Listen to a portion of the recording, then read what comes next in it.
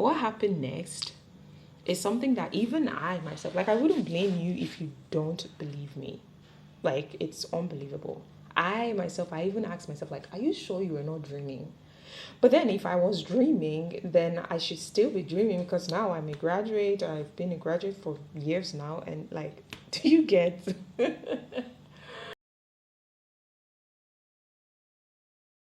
Hello, welcome to the channel. My name is Belinda, and here I post videos that are basically faith-based and basically just talking about God and encouraging ourselves in the love of Christ. Yeah. So in today's video, I want to share a personal testimony about how God came through for me during a very significant waiting season of my life, and it has to do with my academics. Yeah, it took me 7 years before I finally got into university.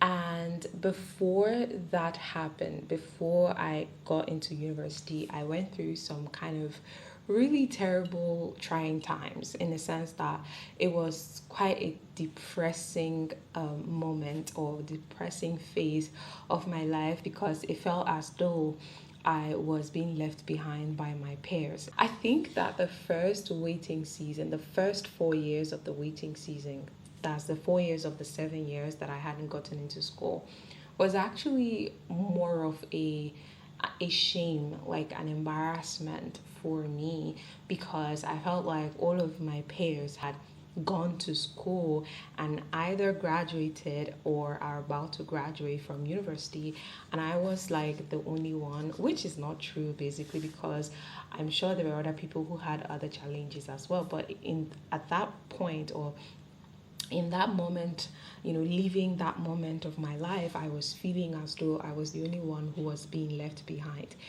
And yeah, so that's what I'm going to be talking about in this video, and this is specifically for you if you are someone who you are waiting on God to come through for you in, maybe even though it's not in your academics, maybe it's in another area of your life, maybe your career, your relationships. I don't know, like, whatever it is that you're waiting on God, I am hoping that watching this video today and listening to my testimony, you would be able to be some sort of encouraged, right? That God does not neglect his own. God is not deaf to our prayers. He sees you, he knows you're waiting on him, and he will definitely come through for you. As I said, I graduated from secondary school, and when I did graduate, I actually wrote the exams. In my country, we call it UTME, right? So that's like the exams that fresh high school or secondary school, as we call it here, graduates usually write, called JAMB, right? So that JAMB, I think it's the full meaning is Joint Admission Matriculation Board. So once you're done with your secondary school, you have to write this JAMB exams. In the exams, you're going to put the names of your preferred university, and if you do really well in the exams, you would then go further to write the university of your choice entrance exams. And then when you do well there, like if you write and you get your grades are up to the cutoff mark, you now get admission into that university. So that's basically what every secondary school student or every secondary school graduate does, to get into university in my country. So after secondary school, I, alongside my peers, like my classmates and other people that were also graduates from secondary school, we wrote the UTME exams. That's the JAMB exams, and when we did that, a lot of my peers, a lot of my classmates got into school, but unfortunately for me, the center that I wrote my exams got cancelled. Now, this is something that usually happens in my country. I don't know about now because it's been a while since I left school, but I think that it was like a normal thing then, when it's just all it's crazy, it's so disorganized. But yeah, they usually cancel some of the centers that are examination centers due to different reasons. They could claim that it's malpractice or whatnot, like they would just cancel the entire center. So every student that writes in that center, automatically their exams get cancelled as well. So that was my experience the first year after graduating secondary school. The center that I wrote my exams got cancelled, right? Now, after that year, I didn't write the exams again because I had some personal issues. There were some problems that was like a very trying time or phase of my life, and this kind of lasted for an extra 6 years, which makes it 7 years, right? So I didn't write the exams, the JAMB exams, for those number of years. So it wasn't like I was writing the exams and wasn't, doing well or wasn't being qualified for it or something. It was just some personal issues, which I don't want to go into in this video, but that was how I stayed home. And I remember something significant happened, and I'm going to make a separate video talking about that. In the 4th year of my waiting, like 4th year of not being in school, I remember a girl called me up and basically insulted me. Like, she was just so mean to me, and up until now I don't know who the girl was. I don't even know how she got my number, but she just called me and insulted me. And I remember that year when this happened was 2010. It was the year that I gave my life to Christ, right? So thankfully for me, the time her call came in, her prank call that basically just rained insults on me, that was, I think, the same month. I think this happened the same period I had just given my life to Christ. And this girl called me up and insulted me. And I remember going flat on my belly, like I laid on the floor and I wept, like I cried to God, and I like basically was just begging God to see me and to help me get an admission into school, to wipe away that shame from my face, right? And you would think that God would answer that year, but he didn't. Like, I think he did answer my prayers that day that I made that prayer, but it wasn't yet time for me to get into school, and I didn't know it. And for the course of those years that I was waiting on the admission, I found out that I started getting depressed. I started being so anxious. I started being so shameful. Like, I would walk on the streets and I would see old friends, or I would see my school teachers who would ask me, "Hey, Belinda, how you doing? High school, hope you've graduated." And I'm like shamefully telling them, "No, I have not even gotten into school." And I remember the look of pity in their faces when they would see me and hear that I'm not yet in school, and they would pity me, like, why? Like, she's brilliant and she's from a well-to-do home, like, why isn't she in school? They just couldn't understand it. But yeah, that was a very challenging time in my life. So now the testimony right here for this video is the day of the exams that I finally got into school. So as I said, this was the 7-year period of waiting on God to grant me university admission. And I think on the 6th year, I was supposed to write the exams for the first time in so long, like since the time I graduated from secondary school that I said, right? I hadn't written the exams. So I think it was on the 6th year I was supposed to write the exams. But now, the funny thing was, instead of me to buy the examination forms and register for the exams, I decided that I was going to dedicate that year to God. And how did I do this? I decided to go for Bible school. Now, this was something that I had been waiting for such a long time. Like, I really wanted to get into school. And now that I was able to afford to get into school, to write the exams, I was now like saying I was going to hold on, right? Hold off and go to Bible school instead. So I was getting so curious, and the church that I was attending at the time, it was something they were doing. They were running a Bible school program. and I decided that I was going to give that year to God. So I went for Bible school. Now, when I went for Bible school, I also fasted during my time in Bible school. Actually, I fasted for the entire year, but that's not what we're going to talk about in this video. I'll probably make another video talking about how I fasted for a year, like a year. I never planned it, but it just happened. And it was the same year that I did my Bible school. Now, I remember after the Bible school, I finally decided that I was going to. So the Bible school was the basic course, the advanced and diploma courses. So it's not that I wanted to be a pastor or anything like that. I don't ever think I want to be a pastor, but I just had this curiosity about God, and I wanted to learn more about God and the Bible and all that. So that was why I went for Bible school. So no, I wasn't trying to be a pastor. But yeah, after the Bible school, I went on to, I think the following year, which was 2013, I finally registered for the JAMB exams. Now, before you register for the JAMB exams, of course, you'll be preparing for the exams. You would read and study to prepare yourself for the exams. So basically, what I do is when I study, I don't spend time studying the subjects that I am good at, because I see it as a waste of time. Like, I feel like I should be using that time to be studying something more difficult, right? So English language was a subject that was like, it came easy to me. I didn't see the need to study English language because I felt like they weren't going to bring out anything new in English language. So crazy thing happened. Now, what happened was on the day of the exams, I feel like I'm rushing this. Okay, so I didn't study English language. Yeah, I've said that.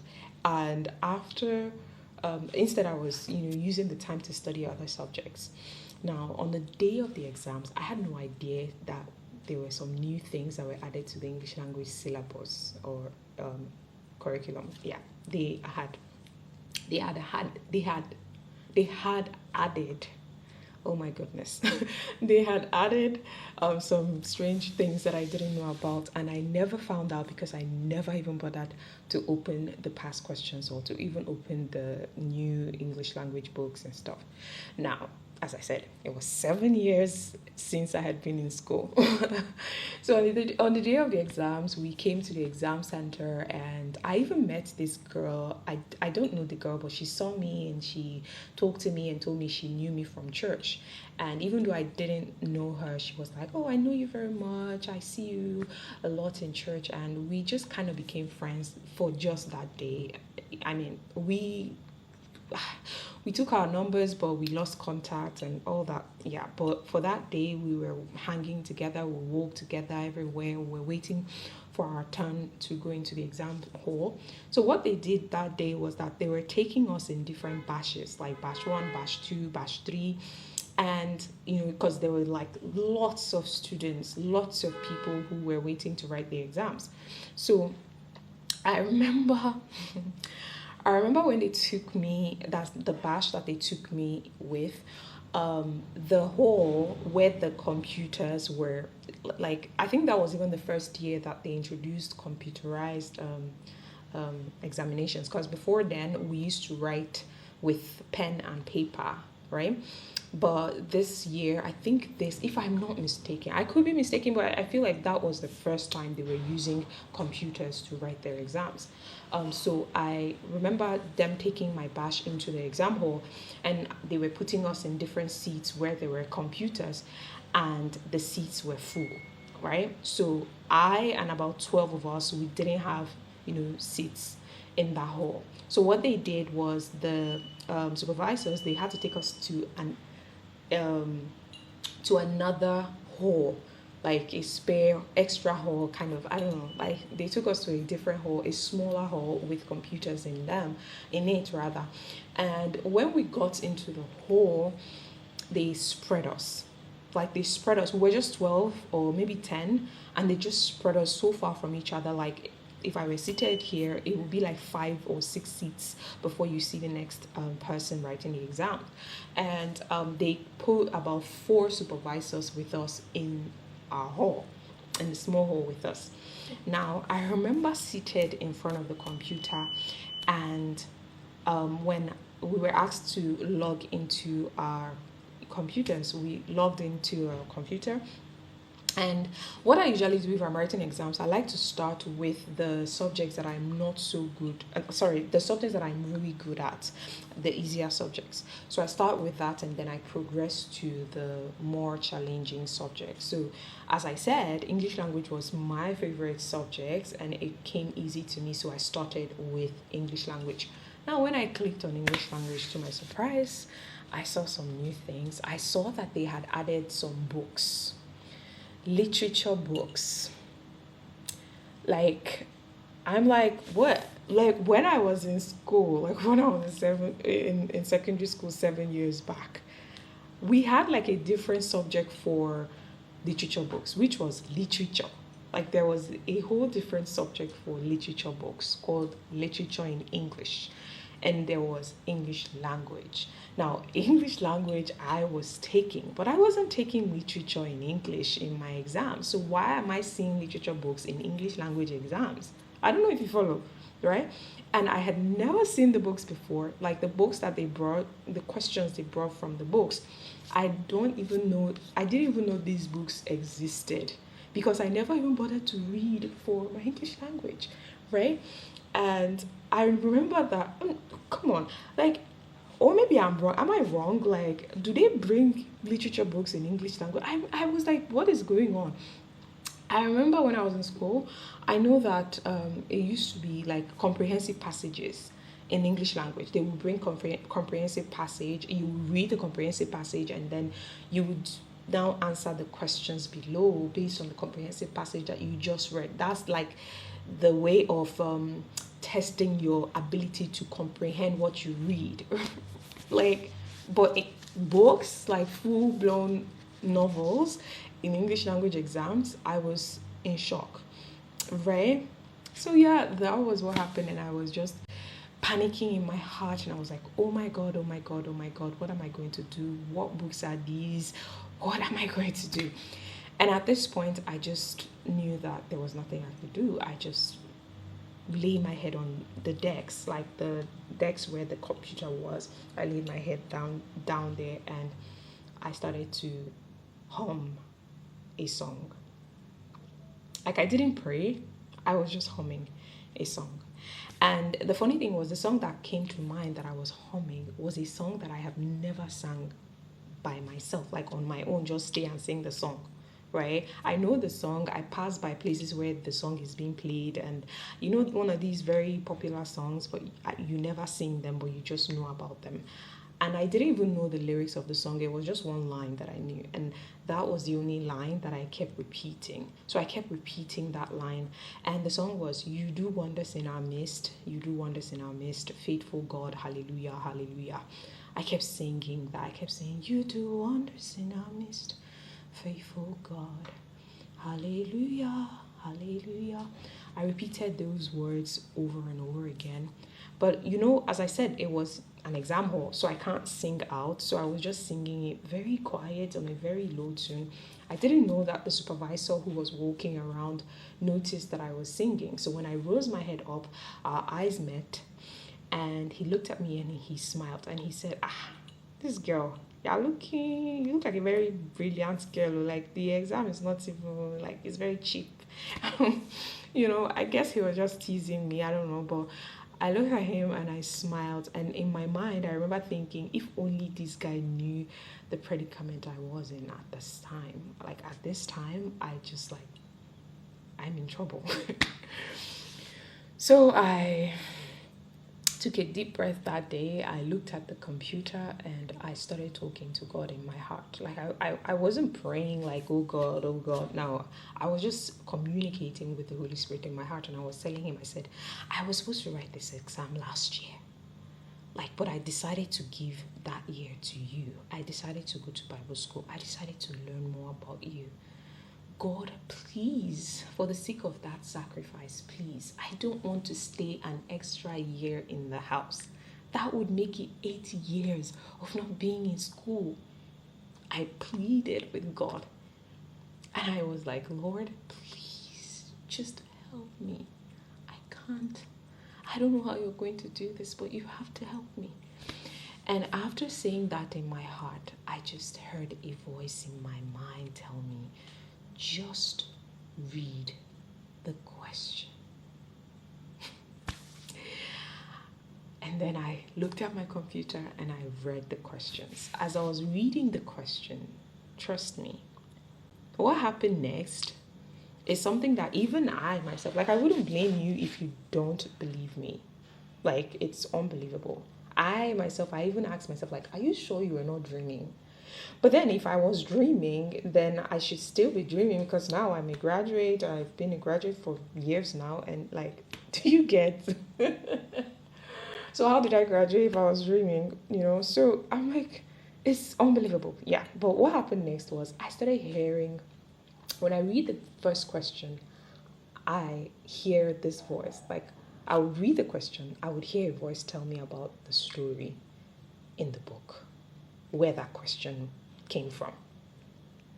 Like, I don't know if you understand what I'm saying. I've never seen these books. I don't even, I didn't even know these books existed. And here I was seated in front of the computer, and a voice was telling me the story in the books. And it would tell me, this option is the answer. This option is the answer because she was going to this place and he told her to bring this and he told her to bring, like, I'm like, who is telling me this? At this point, I was like shaking in my heart because I was like, oh my God, what is happening right now? But at the same time, I knew that I couldn't be so shocked that I wouldn't write. I knew I had to write. Whatever was happening, I knew that I couldn't afford not to write because of shock.